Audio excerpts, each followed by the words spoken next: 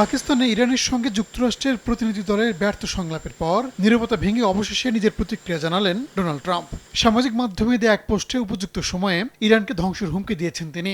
বলেন, ওয়াশিংটন যুদ্ধের জন্য পুরোপুরি প্রস্তুত। এমনকি হরমুজ প্রণালী দিয়ে জাহাজ চলাচলে অবরোধের ঘোষণাও দিয়েছেন মার্কিন প্রেসিডেন্ট। ট্রাম্পের হুমকির আগে ইরানের ডেপুটি স্পিকার হাজি বাবি সাফ জানান, হরমুজ প্রণালীর নিয়ন্ত্রণ পুরোপুরি ইরানের হাতেই থাকবে। প্রণালীতে জাহাজ চলাচলে এখন থেকে রিয়ালে টোল দিতে হবে বলেও জানান এই রাজনীতিবিদ। পাকিস্তানে শান্তি আলোচনা ভেস্তে যাওয়ায় যুক্তরাষ্ট্রকে দায়ী করেছেন ইরানের পার্লামেন্টের স্পিকার মোহাম্মদ বাঘের গালিবাফ।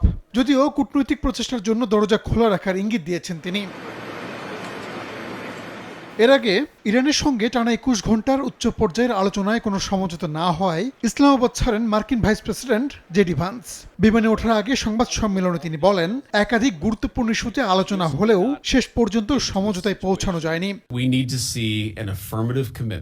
আমাদেরকে প্রতিশ্রুতি দিতে হবে যে ইরান পারমাণবিক অস্ত্র তৈরি করবে না এবং তারা এমন সরঞ্জাম খুঁজবে না যা তাদের দ্রুত পারমাণবিক অস্ত্র অর্জন করতে সক্ষম করে।